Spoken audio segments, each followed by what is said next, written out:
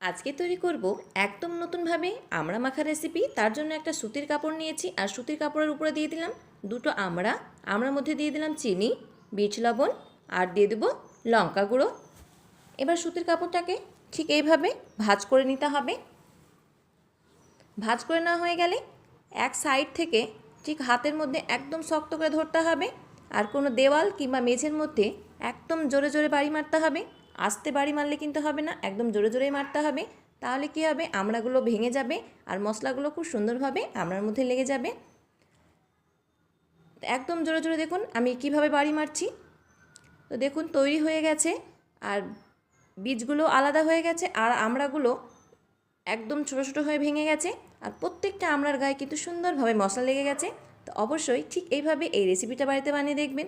আর recipe কেমন হয়েছে অবশ্যই আমাকে কমেন্ট করে জানাবেন, আর ভিডিও ভালো লাগলে চ্যানেলটা সাবস্ক্রাইব করে দেবেন।